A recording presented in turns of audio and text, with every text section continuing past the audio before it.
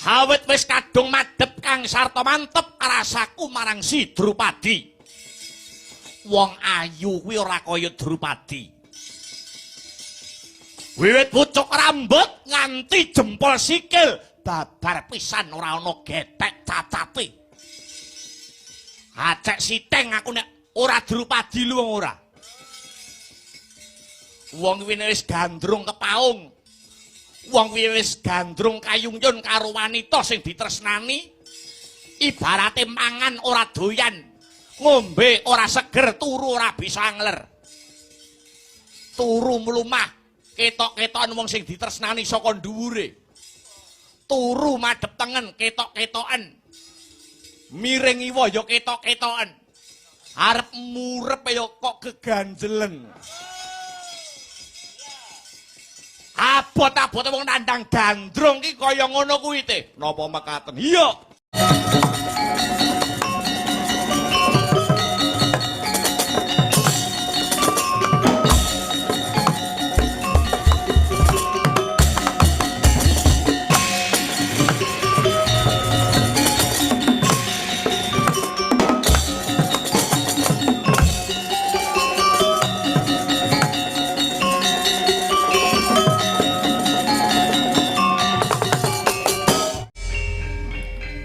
Gumrenggeng guneme gumuntang suarane saur manuk gumerah saenggon-enggon mubal kang amarah uripe manungsa sekawit ayem lan tentrem kedadak njolo padudon duwa dinuwa poyok pinoyok cedo cinedo cacat cinacat caturan ngalor ngidul mbregudul ngendel-ndelke karepe kabeh golek bener nanging tanpa dasar kang pener wong budaya tan kuat ngempet hardaning driya labet ana sing kesenggol rasane kedumuk mestakane swasana horeg kahanan usrek ora wimbuh wis kita nanging malah lena kawaspadane satemah gampang kelebon telik sandi mata pitayaning mungsuh dom sumusup banyu guyu lakak-lakak kang rumangsa oleh dalan ngremuk kahanan mecah kerukunan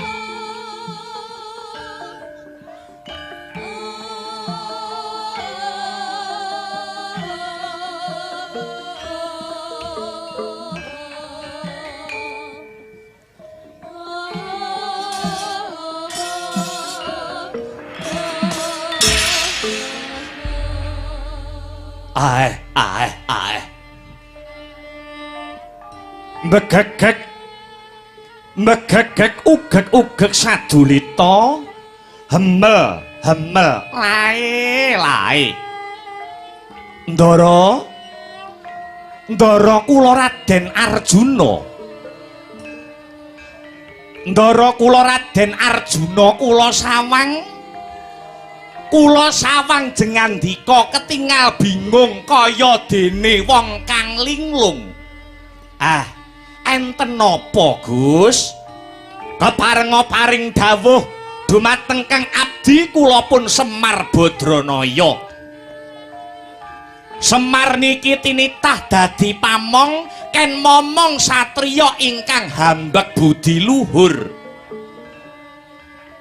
Kula ugi jinejer dadi batur kang surasane pangembating pitutur.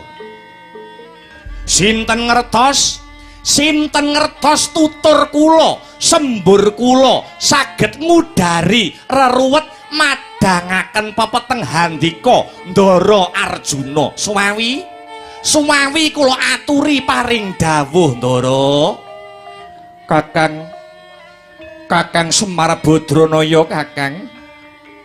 Ya mung Kakang Semar kang bisa dadi obor pepadang tumrap jagate Janaka.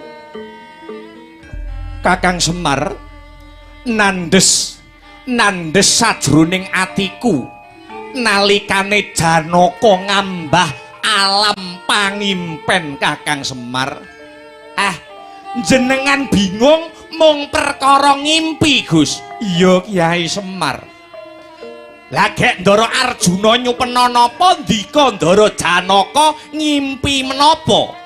Kyai Semar, ana sajroning alam pangimpen Janaka kaya mangku wujuding rembulan.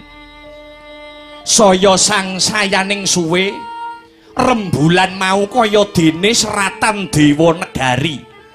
Lamun ta kawaca ana seratane ana tulisane ya kuwi wujuding wahyu katentreman uga sinebut wahyuning toh jali. Kyai Semar, banjur iki kira-kira mujudake sasmita apa tumrap Janaka Kakang Semar? Lae.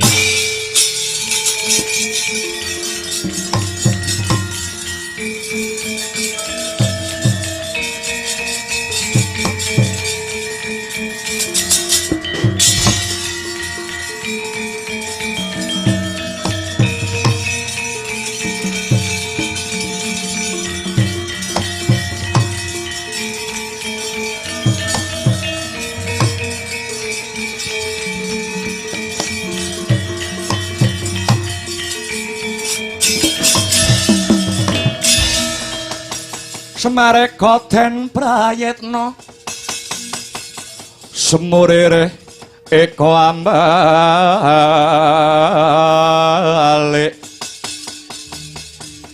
titiani kantayani ong Trisanya Purnama sasi gilar semedining tengahing latahar milangono lintang bima sekti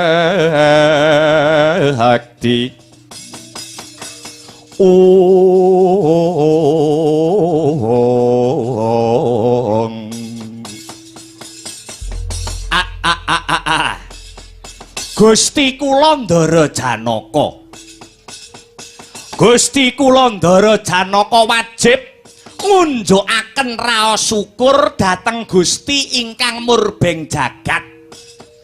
Awit menapa? Awit boten sadengah titah. Awit boten sadengah titah boten sabenta jalma ingkang saged nyupena utawi ngimpi mangku wujudipun rembulan kala mau, Gus. Lah banjur rembulan kang tak pangku. Rembulan kang tak pangku mau mengku werdi apa Kyai Semar Badranaya? Ndara. Rembulan niku sasmitaning kamulyan lan kanugrahan. Rembulan kadi dene seratan Dewa Nagari. Menawi diwaca, menawi kawaos wonten seratanipun inggih menika wahyuning katentreman utawi wahyuning toh jali. Cekak cukupe Den, cekak cukupe. Cekak cukupe ing ripalenggahan sakmangke Jawata utawi para dewa badhe ngandhapaken wujudipun kanugrahan inggih menika ingkang winastan wahyu katentreman utawi wahyu toh jali. Toh niku tegese pangorbanan jali niku saka tembung jalu ingkang mengkuwerdi putra.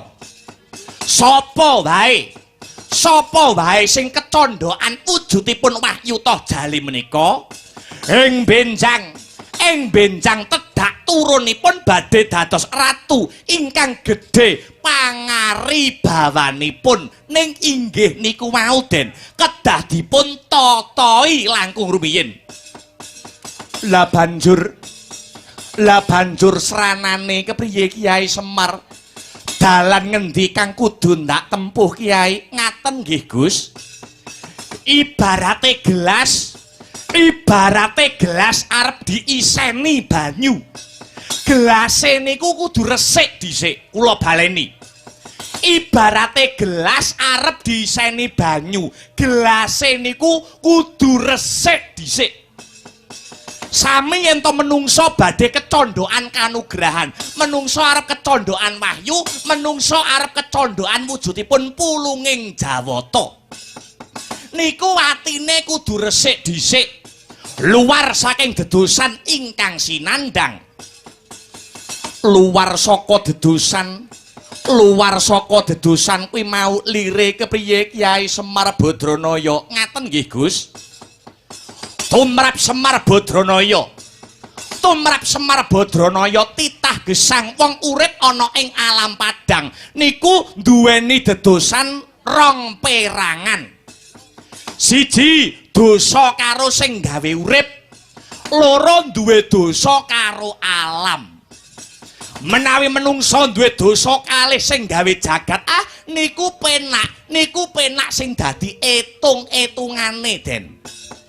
Senadyan to pitung gunung tumpuk undung dosa Dikandara Janaka nanging kalamun tok nyuwun pangapura kanthi tumemen mesti bakale diparingi pangapura. Merga Gusti niku Maha Pangapura.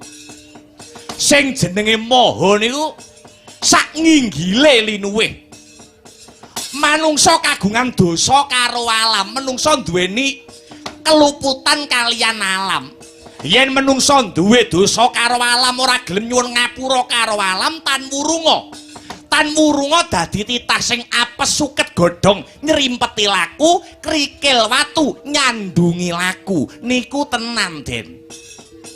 Lah banjur dosa karo alam kuwi jlentreh kepriye Kyai Semar? Ngaten nggih Gus. Dikandara Arjuna mesti mboten krasa. Wiwit panjenengan Raden Arjuna lair cenger wonten alam padang niku sampeyan ora dhewe, sampeyan ora ijen. Ning Gusti niku paring kanca. Wujude anasir patang perkara, bumi, geni, banyu, klawan angin. Sing ngancani ndika sarinane sawengine. Nggih niku sing nyengkuyung gegayuhan jengandika, ning nggih niku sing malang-malangi gegayuhan sampean. Monggo to sakniki belajar srawung kalih alam. Srawung karo bumi iki kepiye? Srawung karo geni iki piye? Srawung karo banyu, srawung karo angin iki kepiye? Nglebur dosa. Kula tak takon kalih Ndara Janaka. Sampeyan napa tau ngelengke wanci nglonggarke wektu mboten ketang sak menit 2 menit nyuwun ngapura karo bumi, nyuwun ngapura karo geni, karo banyu, karo angin, pun nate dereng?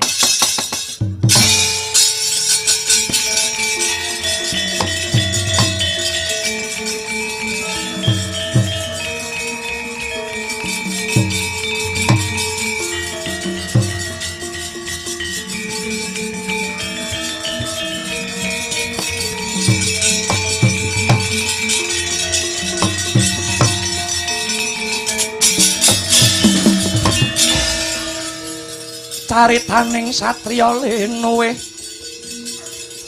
Kang Maradi mring kautaman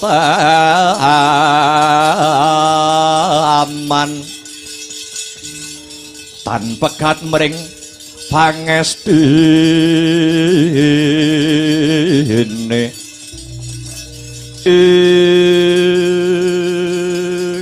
waduh Kyai Semar babar pisan Arjuna durung nate nglakoni apa kang kudu apa kang jeneng sira Kyai Semar andharake njaluk ngapura klawan Anasir patang perkara. Lah mila niku Ndara. Monggo sakniki Raden Arjuna kula dherekaken. Menyang endi Kyai Semar? Tumuju wonten lengkehing Gunung Tidar. Jengandika Raden Arjuna kula aturi maladi hening dhateng mriku.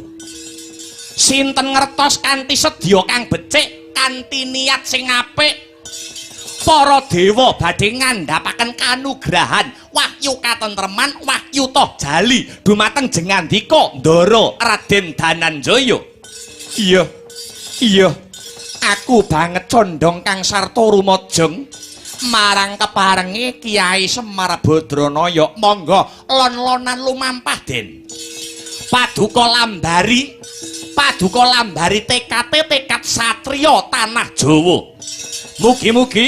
Mugi-mugi kanugrahan wahyu toh jali, wahyu ning katentreman saged anyembuh kamulyan lan katentremaning negari Ngamarta sumrambahipun katentremanipun para bebrayan agung Gus.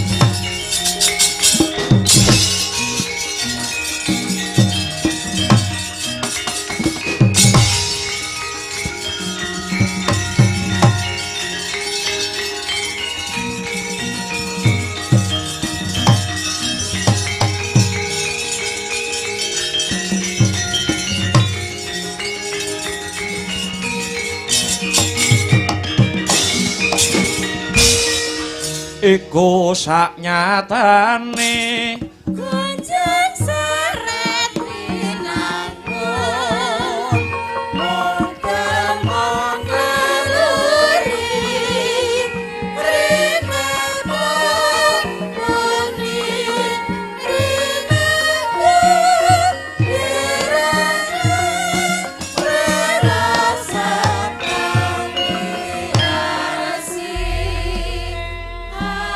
Hong ilahing sekaring dawana langgeng lamun ora sisip ing pamawas iki kaya praptaning putra ulun ratu ing negara Tunggul Malaya bocah bagus bocah sigit si Dewa Srani lakar kaluhuran sabda paduka Hyang Adi Pukulun sembah pangabekti kula mugi konjuka Rama Pukulun Manikmaya. Iya ya nggir bocah bagus Dewa Srani wis ulun tampa ora liwat pangestuku tumrapa marang jeneng kita Dewa Srani. Nun inggih paring pangestu saking Kanjeng Rama kula tampi ngasta kekalih dadosa jimat paripe. Dewa Srani njanur gunung Kadingaren jeneng kita kulup Dewa Srani prapta ana ing Kahyangan Suralaya. Sajak ana undraning perkara mara coba sajarwa. Rama Pukulun waleh-waleh menapa?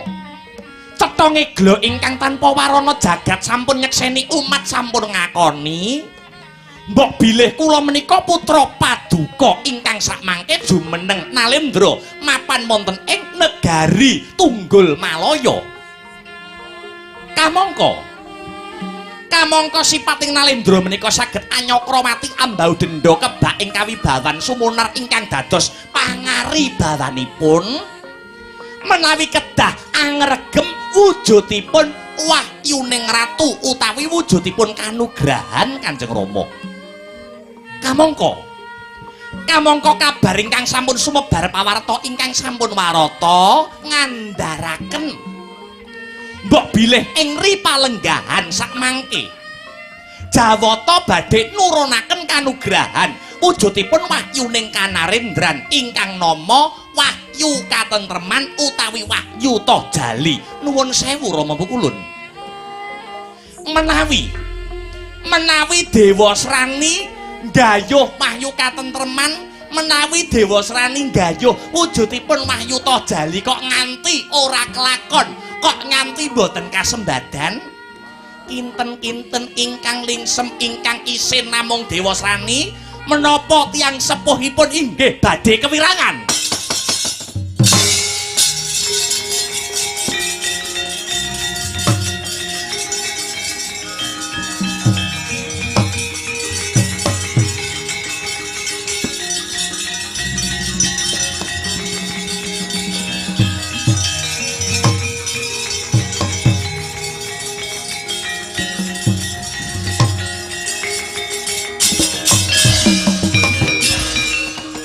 Kagyat ore sang abirangu ore nanggul ginempit kempit doh sangaret maning bawana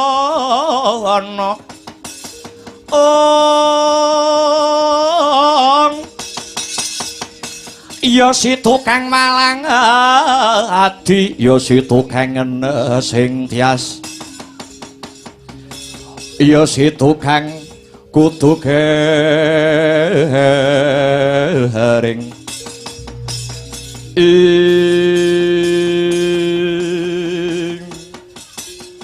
jagat Dewa Bathara ya jagat pangestungkara. He Dewa Srani nadyan dikaya ngapa lan kepriye wong rembukan kuwi luwih becik ditata luwih dhisik. Yen kepengin yen to pancen kepengin njaluk pambiyantu kelawan panjenengan ulun supaya jeneng kita kulup Dewa Srani ngantukake wujude kanugrahan ora susah dadak ngancam ngincim marang bapakmu. Inggih nyuwun pangapunten sedaya kala wau inggih awit saking seruning manah kula kepengin anggaduh kanugrahan Wahyu Tohjali wahyuning katentreman kala wau Rama Pukulun. Iya nadyan dikaya ngapa lan kepriye ana tetembungan anak polah bapa kepradah. Tak baleni ana tetembungan anak polah bapa kepradah. Pun Rama duwe srana bapakmu duwe cara supaya wahyu utawa kanugrahan luwih gampang diantuke kelawan jeneng kita kulup Dewa Srani. Duh Kanjeng Rama kados pundi caranipun Kados pundi srananipun duh Kanjeng Rama Dewa Srani? Manungsa kang asring nampa kanugrahan saka dewa luwih dhisik kudu disirnakake. Tak baleni.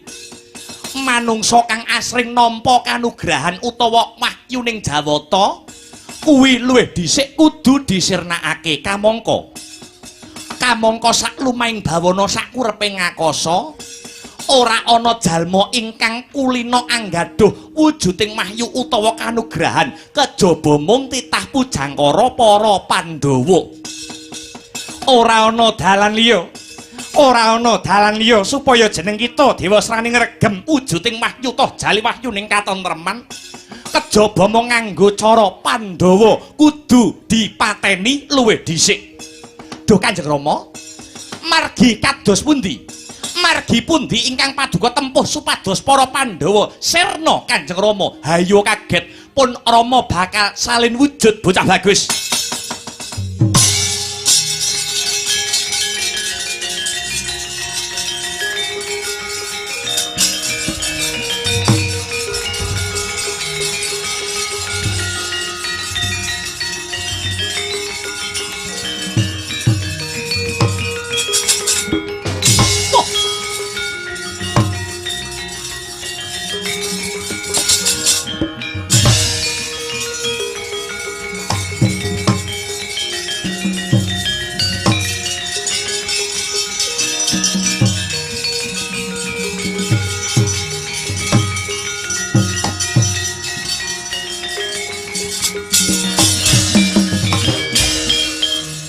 Pandhita Akarya wangsit pindha gombang ngajab ing tawang susuh angin ngendi nggone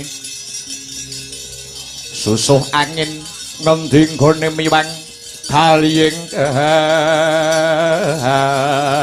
hanggung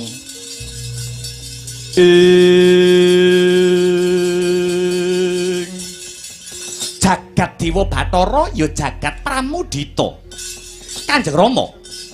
Lah kok menika Kanjeng Rama pukulun manik maya salin wujud dados satunggaling pandhita. Kulup anakku Dewa Srani. Ya kanthi cara mangkene. Pun Rama bapakmu Bathara Guru bakal bisa goleki lenane para Pandhawa supaya ora kawanguran dening kawula akeh. Ing ripalungguhan iki, ing ripalungguhan sak mengko negara Ngamarta bakal tak orak-arik sing dadi katentremane. Tak osak asik sing dadi kerukunane. Eling-eling abang ijo banger bacin butek beninging tumrap jagat saisine kuwi ana astane Bathara Guru ya Sang Manikmaya. Mula kang mangkono yen jeneng kita kepingin antuk wujuding kanugrahan wahyu toh jali wahyuning katentreman kudu bisa budidaya patine manungsa kang duweni hambek sinatriya. Ora ana liya muhung para Pandhawa. Pun Rama bapakmu Bathara Guru ya Sang Manikmaya kang bakal uyung-uyung anyeng kuyung sing bakal bantu nguntapke Pandhawa ana ing neraka jahanam. Aduh, ngaturaken agunging panuwun Kanjeng Rama.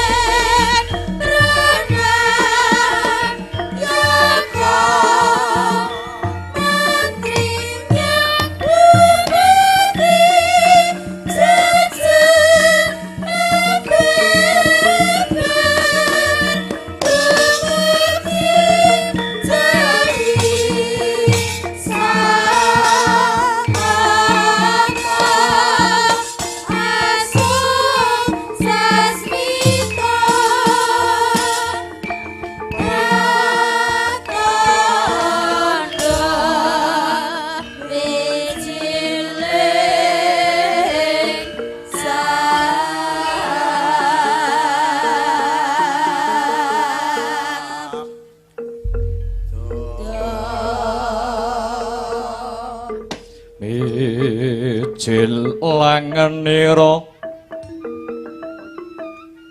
sang nar pati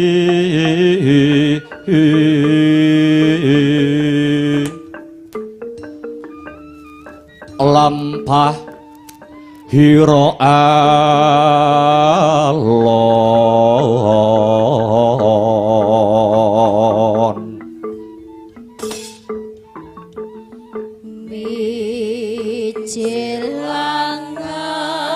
Bijilangan nira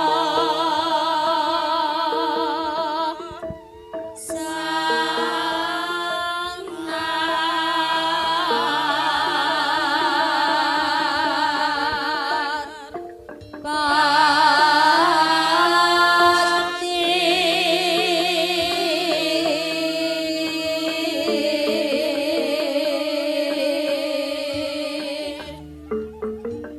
lampah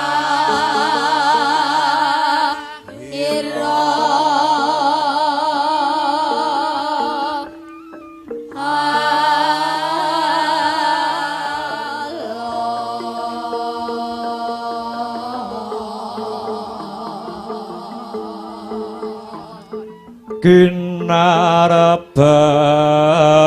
Kinarebak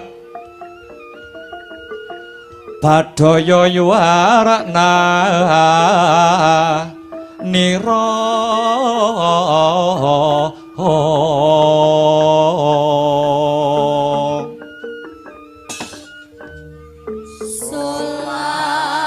solah ira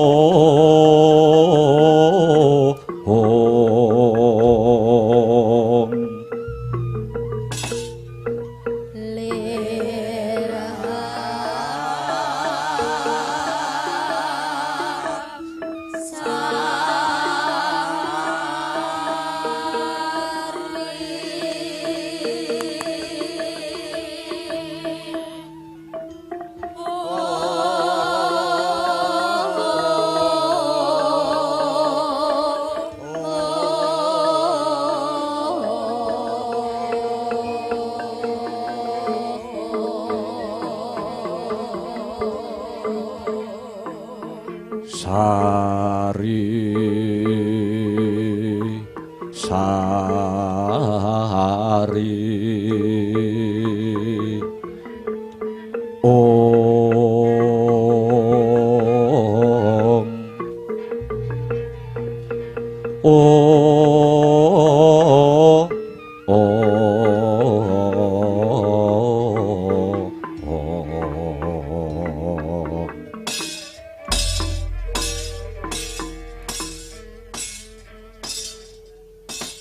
Yuang suksma mangadi linuwih muga paring pepayung mring panjenenganing sun satemah ambabar pepadang marang jagat ngamarta kadangipun kakang adiku wong gagah adiku wong santosa Bimasena barep kakangmu ana dawuh apa Mara gage diprayogakake anggonmu padha lenggah yodi pangrasa ora kurang prayoga anggonku sowan ora liwat basaku wae tampanana barep kakangku iya tak tampa gawe bombonge rasa kembar yayi nakula apa dene Yayi Sadewa padha diprayogakake anggonmu sowan yodi kawula nuwun inggih Koko Prabu Pangraos boten kirang sekeca anggen kula ngabiyantara. Sungkem pangabekti kula mawantu-wantu mugi kunjuk sahandhap pepada paduka njeng Kaka Prabu Puntadewa. Semanten ugi kula pun sadewa sembah bekti kula mugi kunjuk duh Kaka Prabu. Iya cah loro wis padha ndak tampa. Sakwuse jeneng sira kadang-kadangku para Pandhawa padha satata lenggah ana ing Pendhapa Agung negara Ngamarta yektine wis golong geleng gilik kang dadi gegayuhan sarta panggantaning para Pandhawa anggone bakal memayu hayuning jagat Ngamarta.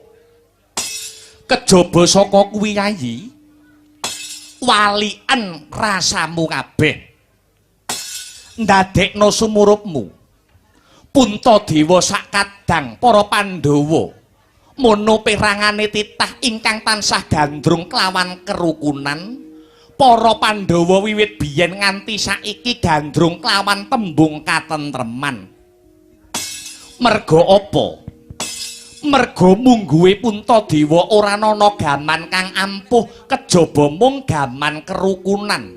Tuladhane, contone para kusuma bangsa rumuhun senadyan mung kanthi gaman pring ingkang den lincipi nanging lamun ta nunggal niat, tunggal tekad kang sarta tunggal kiblat yekti ing kono bakal awoh marang kamardikan lan kasantosan. Kejaba saka kuwi yayi pun kakang uga wis mangesti lan nindakake apa kang dadi dawuhing Rasuling Gusti ingkang pungkasan. Ingkang wose negara bakale tentrem, negara bakale ayem lamun to bisa mawujud 5 perkara, ya kuwi ing antarane siji ilmuning para brahmana, resi, kiai lan ulama kang den amalake. Tegese kawruh babakan kautaman kanggo srana hayuning sagung dumadi. Dene ndungkap angka 2. Negara bakal ayem, negara bakal tentrem lamun mawujud adile para pejabating praja. Awit keadilaning para pimpinan ingkang bakal nggawa katentremane para kawula dasih. Dene ndungkap kang angka 3. Negara bakal ayem lan tentrem lamun mawujud sinurung pangibadahe para kawula. Anggone tigen mugen pangideping cipta, pasrah sumarah marang purbaning Hyang Manon. Angka 4 negara bakale ayem kang sarta tentrem lamun kasurung patuhe para sentana lan para kawula marang paugraning agama lan pranatan hukum negara kang wis gumathuk. Dene ingkang pungkasan negara bakale ayem, negara bakale tentrem lamun to disumbang dongane para fakir miskin. Lah saka pangrasaning Puntadewa yayi bab sing ndak andharake kabeh ana ngarepus ndak tindakake kanthi bener becik. Nanging ya gene yayi, nanging ya gene pacoban ingkang animbrung negara Ngamarta ora mendha nanging malah sangsaya andadra. Siang pantaraning ratri pacoban silih gumanti yen miturut gagasane Yayi Werkudara pun kakang iki kudu kepiye Wejasena. Siang pantara ratri amung cipta pukulun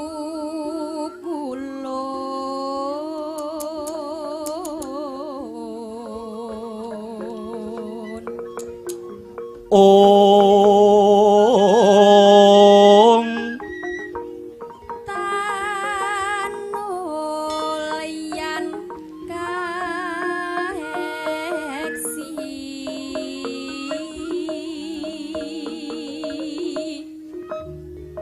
mila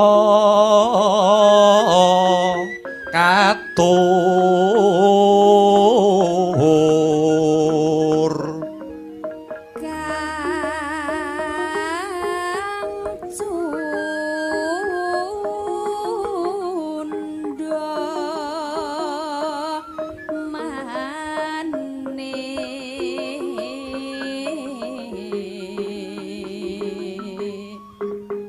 ing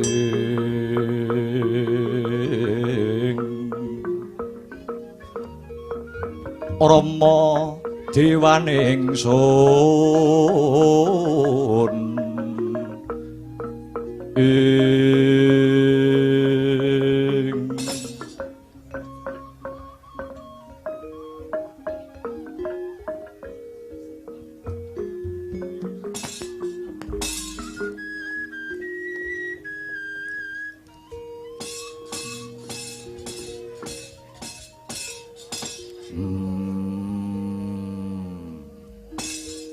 Aku dhewe ya rumangsa bingung.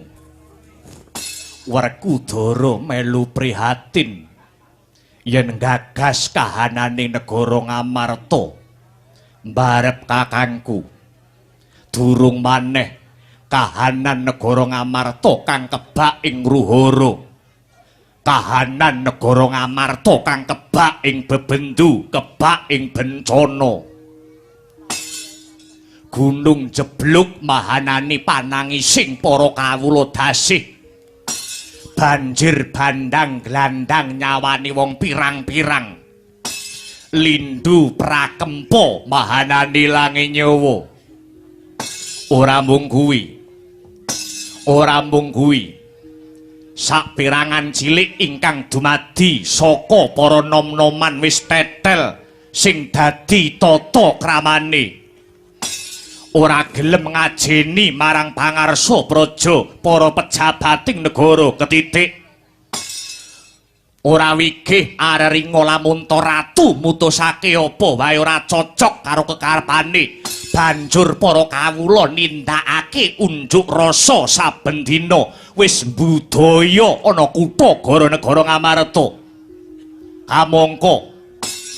Kamangka kalamun dumadi unjuk rasa ora wurunga sing dadaki ya mung Werkudara merga aku dadi manggalaning senopati. Gelem ora gelem Werkudara dibenturake karo kawula dasih. Mongko nyatane kewajibane Werkudara kuwi ngayomi mring para kawula ning ya gene malah bengkerengan dhewe karo para kawulane. Nanging yen Werkudara mung meneng wae, ora gelem ngreksa kayuwananing negara, ora ngreksa marang kawibawane ratu, tegese aku dadi senopati kang ora bisa netepi marang kewajiban. Nanging yen aku kon rejang lan nyiksa marang para kawula kang padha unjuk rasa, lirih kabeh mau cengkah kelawan batinku. Maknane uripe Werkudara malih ora kanggo ngayomi para kawula, nanging malah kanggo ngidak marang para kawula dasih. Yen ana lakon kang kaya mangkene iki njur kepiye? Aku ndok kon sabar ngadepi para kawula dasih, nanging nyatane wong sabar kabeh kuwi ana watese. Yen tembunge para kawula sing bengak-bengok tansah nyacat marang pamarentah negara Ngamarta babar pisan ora tak gagas. Ning yen tumindake wis milar saka pernatan, ngrusak wewangunan, ngobong papan sing dadi kebutuhaning para bebrayan agung, mongko ora mung awan ning kepara nganti tengah wengi liyane padha netepi pangibadah parandene anane mung bandem-bandeman. Aku dadi prajurit yen kaya mangkene iki matiku ora merga mati ana madyaning palagan, nanging matine Werkudara ya merga saka bingunging rasaku nggagas negaraku sing kaya mangkene kahanane mbarep kakangku.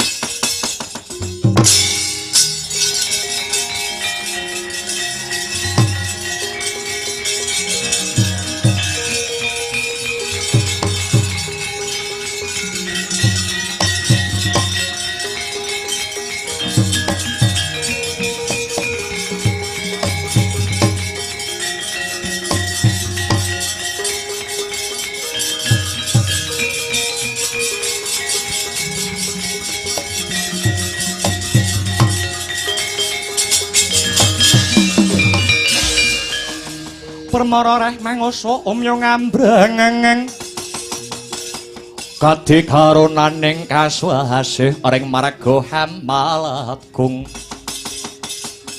Ore sang kandha mastrat maca leng-leng lalu manguk ladi Surya mangrangsang wayah Surya mangrangsang wayah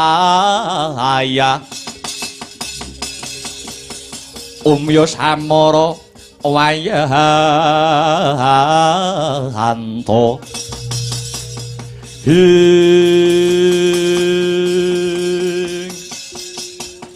Kawula nuwun sewu Koko Prabu kalilan ingkang rayi kula pun nakula nderek munjuk atur. Iya. Iya Yayi nakula mara coba matura kang kanthi trawaca. Duh Koko Prabu. Malah kahanan ingkang kagelar ing negari Ngamarta menika mujudaken tandha-tandha bilih Gusti ingkang Maha Kuwasa menika tresna dhateng para warga ing negari Ngamarta. Awit menapa?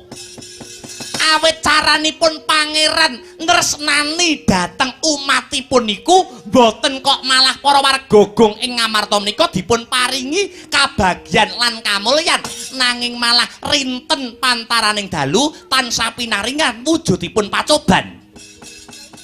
Mongko tumrapipun para sentana praja Tumrapipun para sentana praja menika anggadhahi tanggung jawab ingkang boten enteng tumrap katentremaning para kawula dasih. Nanging kula pitados nanging nakula percaya menawi Pandhawa tansah tetunggalan nyawiji gumolong ingkang dados tekadipun ora mung mikolehake diri pribadi ning darmaning urip namung kagem kasramakaken dumateng para kawula dasih. Tartamtu pangeran badhe ngayomi dumateng kawontenanipun para warga gong ing negari Ngamarta mliginipun kahananipun para Pandhawa. Duh Koko Prabu nakula nanging kahanan ingkang kisruh suwasana ingkang giduh kaya mangkene kok ya barengi kadangmu panengah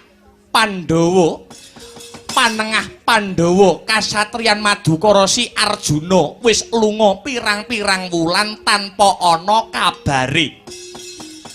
Kamangka si Janaka kuwi Pandhawa ingkang angka 3 kang dadi simbole rasa manunggal lan tetunggalan. Ya mung si Janaka kang pinter ngrukunake para bebrayan nunggal cipta, nunggal sedya, nunggal negara kanthi lambaran ya kuwi budayane. Ibarate wong mlaku sikilku wis ilang sisih.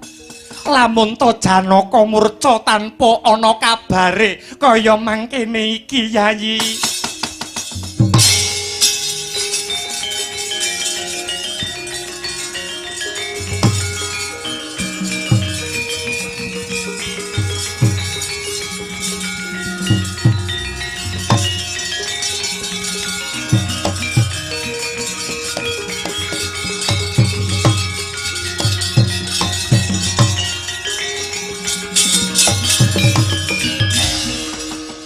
Leng-lenging driya mangu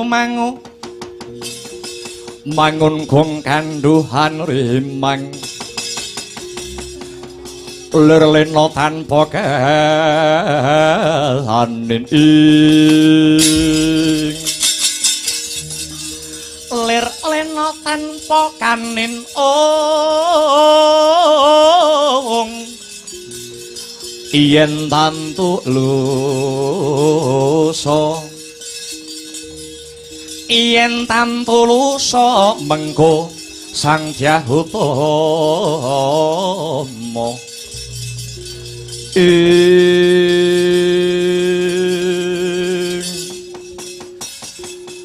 lagya eca kang nedeng wawan pangandikan kasaru geger ing Jawi ana sawijining brahmana kang anyar katon betrek-betrek minggah wonten ing Stinggil negari Ngamarta. Prabanira sang brahmana gawe cingak ingkang samya mulat.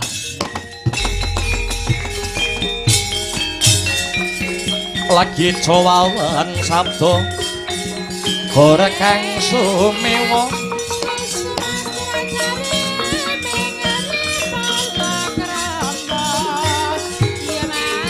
gegering panangkilan kathah samyon arka wonten dirata maka ong ong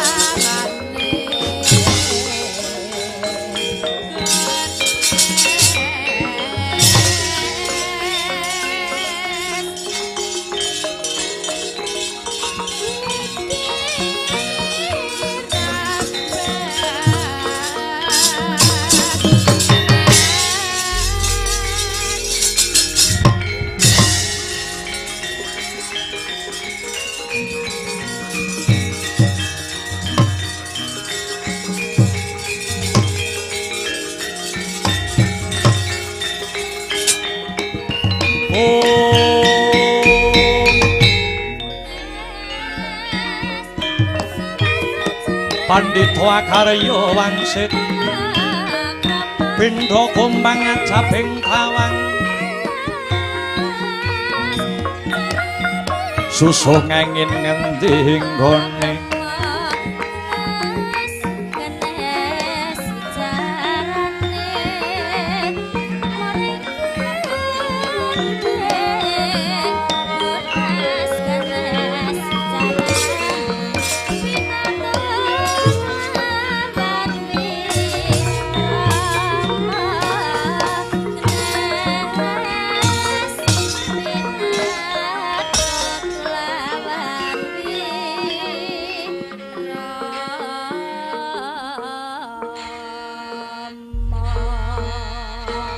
Hanjarah kang puspita harum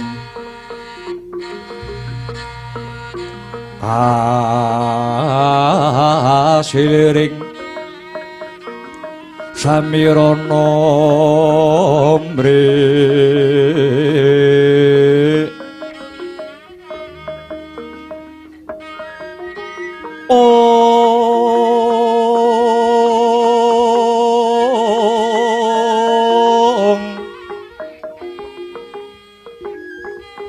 Sekar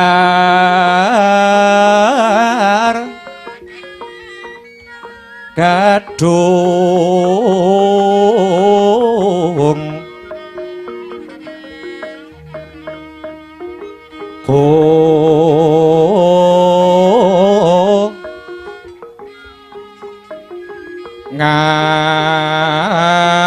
ngas gandanya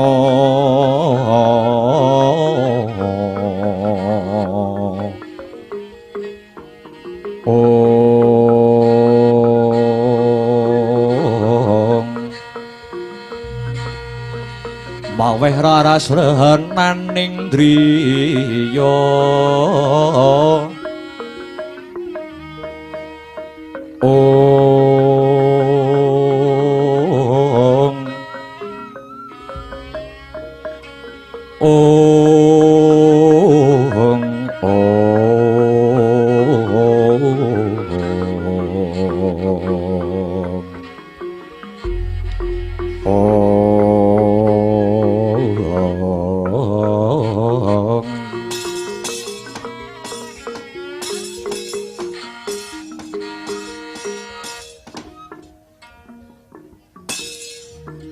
Amit pasang kaliman tabik pisawananku sinabeta ing ila duni dumawaing tawang towang Aja ndadekake runti ing penggalihmu aku kang sowan ana pendopo agung negara Ngamarta kene sinuwun. Iya ya Panemban. Anggonmu prapta yekti mahanani padanging rasa.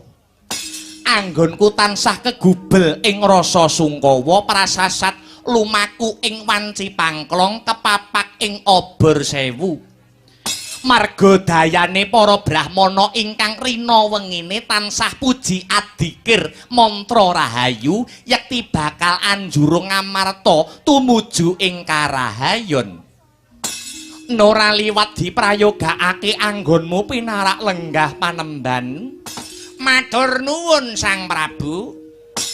Ndak kira kaya ora kurang prayoga anggonku seba lan aja ndadekake grahing penggalih krana aku ora bisa basa karo kowe. Ditepungake wae aku Pandhita Kleyang Kabur Kanginan. Dene peparapku Begawan Kilat Buwana. Kilat Buwana pancen bener kapara nyata. Lah banjur wigatine Panemban Begawan Kilat Buwana kesdurawuh ana ing pendopo negara Ngamarta. Ngene Sang Prabu, yektine waleh-waleh apa? Aku sowan ana stinggil negara Ngendraprasta kene iki makili perangan para brahmana, para pandhita, para kiai alim ulama ingkang mapan ana ing negara Ngamarta. Ingkang dina sakmengko lagi mrehatinake kahanan ingkang gumelar ana ing negaramu Ngamarta kene. Maknane kepiye Panemban? Nuwun sewu. Para brahmana ingkang sarta para kiai ingkang mapan ana ing negara Ngamarta kene iki gumun setahun jembleng serendeng. Kenang apa kok paugeran utawa dasar kang diugemi dening para Pandhawa, dasar negara sing dipercaya karo para Pandhawa kang mapan ana ing negara Ngamarta kene kok ora nganggo paugerane agama suci. Nanging malah gondelan karo sing jenenge jimat jamus Kalimasada. Kuwi dosa gedhe lho sinuwun. Kuwi dosa gedhe. Sabanjure angka 2 sing diprihatinake karo para brahmana kang mapan ana ing negara Ngamarta angka 2 ya kuwi kenang apa? Kenang apa wong Ngamarta kuwi kok tansah nindakake adat lan budaya. Kayata sadranan, wilujengan utawa slametan, genduren lan merti dusun. Kamangka wis cetha ngeglo kang tanpa warana, kuwi kabeh ora ana tuntunane tumrap agama. Agama kuwi wis nemtokake tata cara lan cacakane wong ibadah. Ning kenang apa? Kenang apa wong-wong kang mapan negara Ngamarta kok gawe tatanan dhewe? Mula Sang Prabu, mumpung durung kedlarung-dlarung ayo tak kanthi para Pandhawa lan para kawula ing negara Ngamarta wiwit dina iki padha mertobat. Mertobat bebarengan ing pamrih bumi Ngamarta bisa ayem-ayem tentrem, wekasane manggih rahayu. Dene carane mertobat ya kuwi ing antarane siji, adat lan budaya kudu diilangi saka bumi Ngamarta. Kuwi angka 1. Angka 2, kabeh pusaka kraton negara Ngamarta kudu dilarung sajroning segara. Dene ingkang angka 3, wiwit dina iki negara Ngamarta kene aja nganggo paugeran utawa dasar Kalimasada, ning kudu ada dasar utawa awewaton agama suci. Yen Pandhawa gelem manut kelawan apa sing dadi ature Begawan Kilat Buwana, nganti kapan wae aku bakal nyengkuyung Prabu Puntadewa anggone dadi ratu mapan ana negara Ngamarta kene.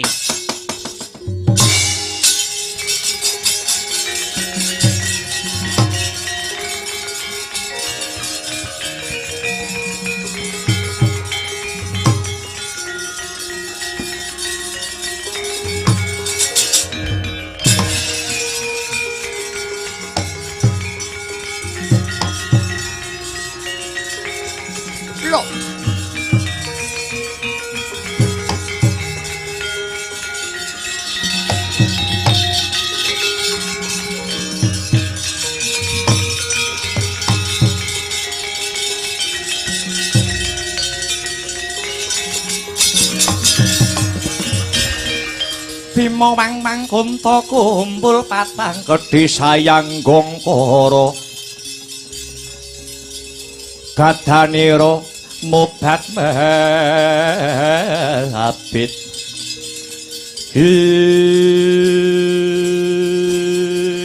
wah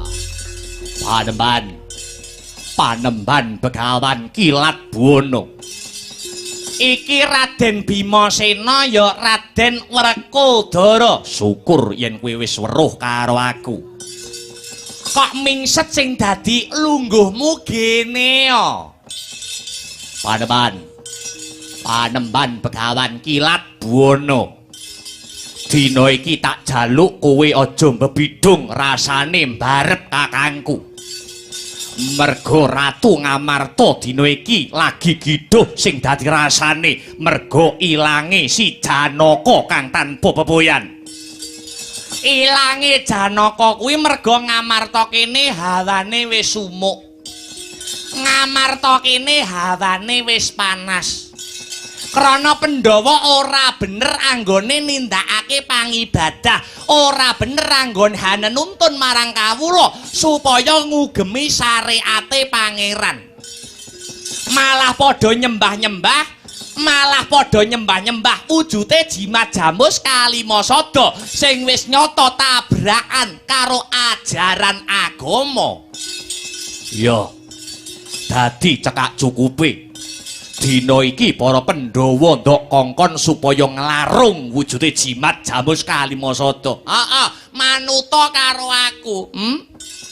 Dina iki uga Kalimasada wenehna karo aku. Tak larunge ana sajroning segara. Cangkemmu meneng luwih dhisik. Ndadekno sumurupmu Panemban. Kalimasada jimat jamus Kalimasada biyen dituku nganggo prihatin, dituku sarana laku, dituku sarana sesirih sak piturute. Aku njaluk kanthi banget reganana Kalimasada sithik wae. Karepmu piye Raden? Yen pancen Kalimasada ndok kon nglarung, aja mbarep kakangku Puntadewa sing ndok kon nglarung. Nanging sing larung Kalimasada kudu kowe dhewe. Ya, yen pancen kaya mangkono, wenehno aku ndi Kalimasada tak jaluke tak larunge ana segara. Aja mbok jaluk ning Kalimasada kudu ndok tuku. Pira ajine, pira regane Kalimasada? Bakal tak bayar kenceng, ora utang, ora semaya. Babakan regane Kalimasada pira aja rembukan ning kene. Saru yen disawang wong pirang-pirang. Nanging aku njaluk paseksen. Njaluk paseksen piye? Murid-muridmu sing sekti-sekti. Murid-muridmu sing pilih tanding sajroning ayuda. Murid-muridmu kudu samapta ing gati. Sawega ing diri jangkep sagedamane. Lho. Paseksen kok dadak ngejak utawa nganti murid-muridku kabeh gelem ora gelem syarate yo nggur kuwi. Kenang apa nyang-nyangan regane utawa ajine Kalimasada kok ora ning kene wae. Engko aku ora iso njupuk bathi. Kalimasada ki jek dibatheni. Elahane. Ya yen pancen kaya mangkono, besok kapan titi wancine? Ora usah dadak ngenteni sesuk-sesuk. Dina iki wancine bedhuk tengangi. Aku bakal methuki kowe sak murid-muridmu. Ya, yen pancen kaya mengkono. Tegese Werkudara wis tinarbuka sing dadi rasane. Ngerti karo bebener pono ing kautaman lan sumurup ing reh Panembah Jati. Yen pancen kaya mengkono sinuwun Puntadewa, aku bakale nyuwun pamit. Aku bakal ngenteni ana ing tapel wates negara Ngamarta kang sarta nganti para murid-muridku kabeh. Iya Panemban aja ninggal duga lan prayoga. Raden Werkudara, Raden Bimasena, aku njaluk pamit ya Raden. Ya Panemban, muga-muga lepaso paranmu jembaro kuburmu.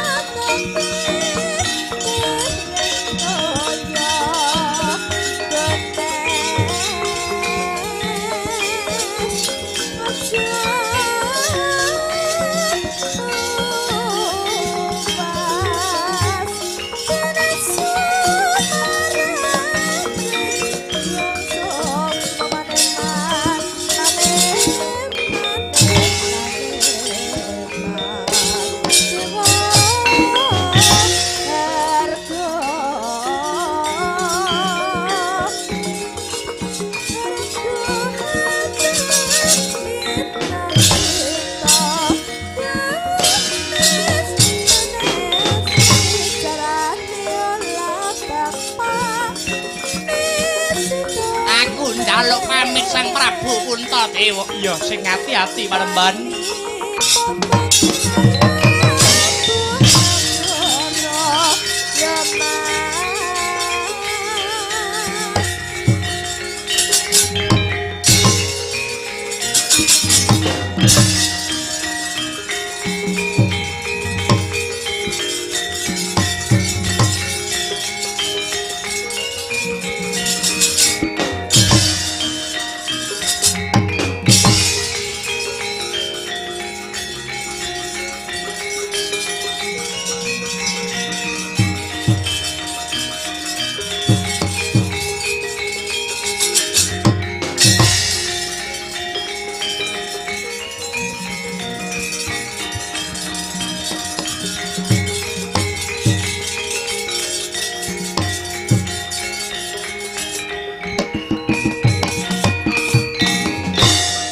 Yayi Werkudara, Yayi Werkudara apa ora menggalih? Iki mengko sisip sembire luput katuranggane, mesti kriwikan dadi grojokan gojekan dadi tangisan. Kowe gelem ora gelem mesti bakal bentrok karo Kiai. Gelem ora gelem musuhmu Kiai Werkudara. Kiai apa? Apa dikira Werkudara ora apal karo Begawan Kilat Buwana kae? Kae ketoke wong alim, nanging sejatine alim pulasan. Njaba putih jero kuning. Kepinterane babakan agama mung kanggo mecah marang kerukunaning umat. Pintere mung kanggo ngubupi lan ngompori para kawula supaya uripe padha ora rukun. Jaluke menangan. Perkara iki karepen Werkudara sing dadaki marep kakangku. Ya, kahanan sing kaya mangkene iki sing ndadekake negara rusak ya, Di. Sakwuse ana para brahmana, para kang ahlul kelawan agama, lah kok malah ambyur sajroning kahanan negara kang magepokan kelawan jabatan utawa kalenggahan. Tegese para kiai kang mendem marang jabatan kuwi wis babar pisan ora kena digugu sing dadi rembuke, ora kena digugu sing dadi kandhane sena. Ya. Pancen bener kaya mangkono, malah kepara aku njaluk pamit. Yen iki mengko ana payo Werkudara sing bakal tanggung jawab ya. Mung tak jaluk sing kebak ing rasa kaprayitnan lan kawicaksanan ya Dimas Werkudara. Kandhanya Sekar Kehadung